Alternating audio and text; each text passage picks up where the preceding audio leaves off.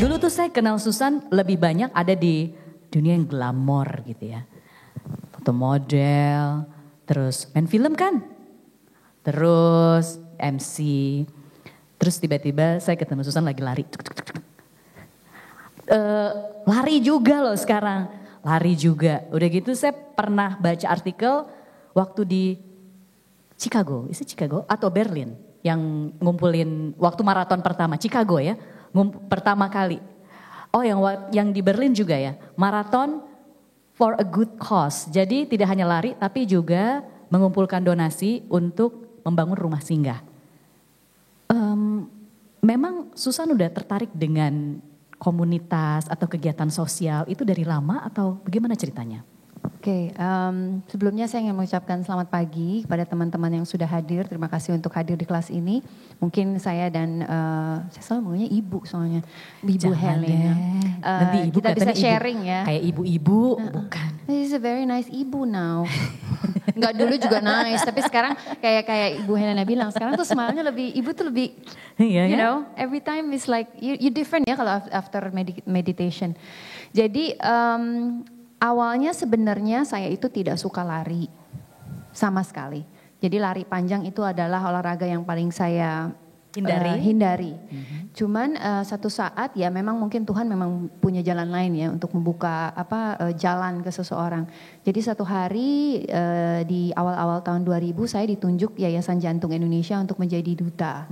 Kemudian di situ memang kita harus mensosialisasikan masyarakat Indonesia yang pada saat itu puji Tuhan salah satu mantan gubernur kita membuka yang namanya Car Free Day. Itu tuh bagus sekali. Nah di situ kita mengajak masyarakat Indonesia yuk ayo bergerak gitu kan. Karena memang pada saat itu berlari bersepeda itu belum terlalu biasa gitu. Nah kemudian pada saat saya berlari ya sebagai dutanya gak mungkin kan cuma lari 5 kilo gitu kan. Ya udah deh coba-coba nekat lari 10 kilo. 5 kilo mah di GBK aja. Gitu kan. Mumet 5 kali muter. Terus ya udah awalnya ternyata dari situ saya merasa kegiatan lari ini menyenangkan ya. And then you actually tuh pada saat berlari kamu bisa memiliki me time sendiri. Dalam arti dalam berlari tuh banyak hal yang dipikirkan, banyak hal yang bisa direfleksi. Jadi buat saya sih seperti itu. Dan kebetulan saya tipe orang yang lari itu gak mau bareng-bareng orang. I'm a solo runner.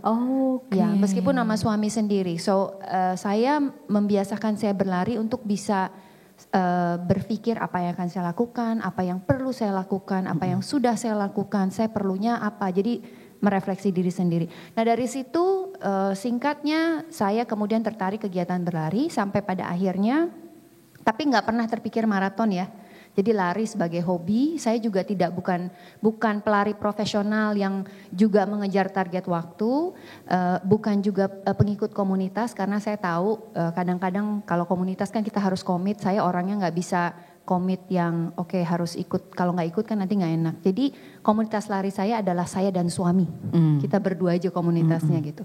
Nah suatu saat yaitu setelah saya mendapatkan semua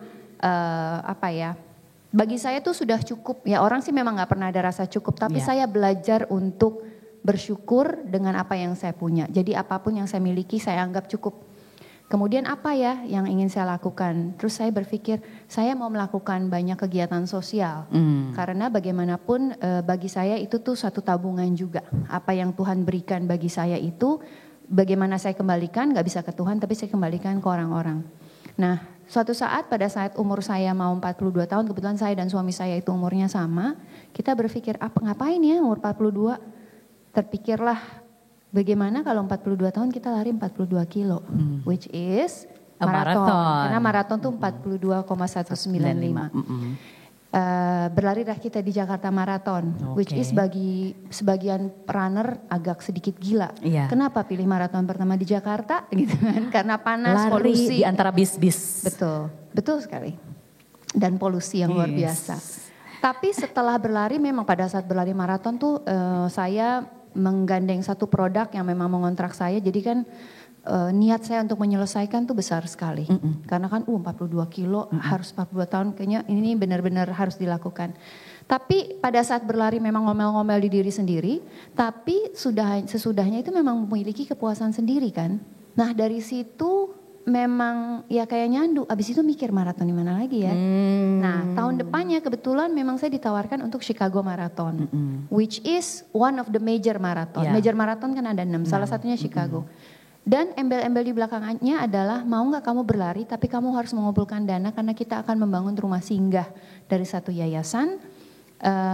Waktu itu dibangunnya di Gedung Kiara RSCM untuk membantu anak-anak yang menderita penyakit terminal ya, penyakit krisis.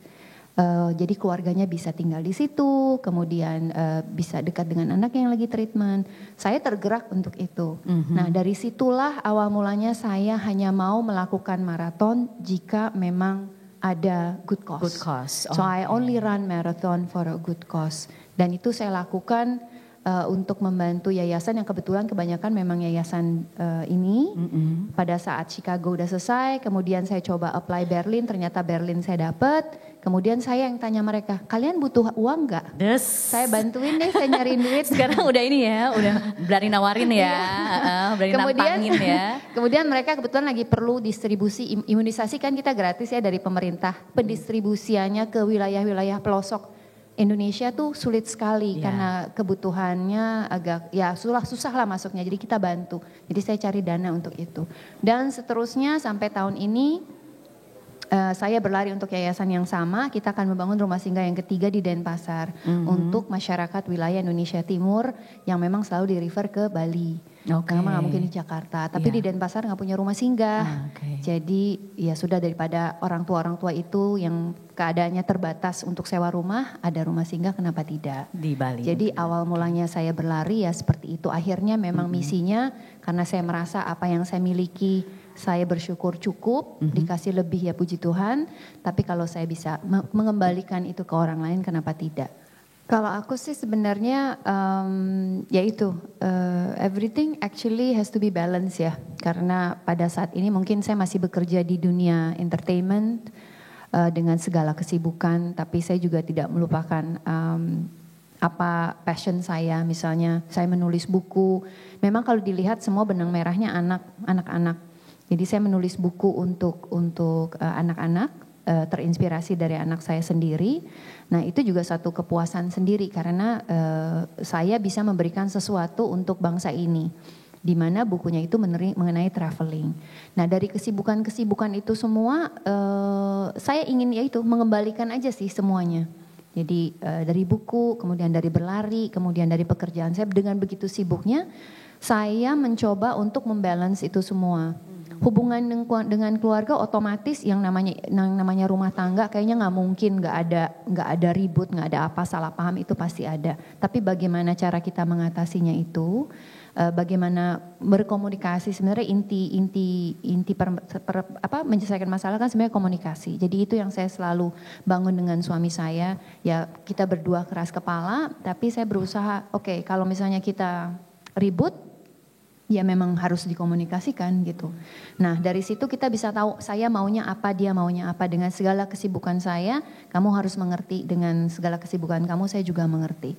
Tapi yang paling penting adalah di dalam keluarga menurut saya kebersamaan. Jadi dengan segala kesibukan kita berdua, saya selalu berusaha untuk ada our time and also me time. Our time means my time with my husband and my son. Di mana di situ kita berusaha untuk saling berkomunikasi meskipun jadi kita tuh our time-nya tuh nggak harus pergi ke mall bareng-bareng, karena kalau ke mall bareng-bareng ya cuma jalan-jalan aja, nggak ada komunikasinya. Jadi kita di rumah mencoba bonding karena suami saya bekerja Senin sampai Jumat, mungkin ketemu anak nggak terlalu lama, ketemu saya juga cuma malam ngobrol. Tapi kita usahakan makan selalu sama-sama. Kemudian pada saat hari Sabtu nggak usah pergi keluar, kita main sama-sama. Karena anak saya kebetulan masih baru mau 7 tahun, jadi masih enak mainnya. Main riddle lah, main catur lah. Jadi kita mencoba mengajarkan semuanya. Nah itu I try to balance it, jadi semuanya. Kemudian ya untuk me time-nya saya berusaha untuk cari waktu yang memang dalam istilah aman. Di mana suami bekerja, anak di sekolah, dan I have my me time. Karena dengan berbagai macam kesibukan, saya rasa kita semua perlu waktu untuk diri kita sendiri. Jadi with all of that, I think diusahakan untuk membalance. Karena dengan balance then you're feeling happy gitu.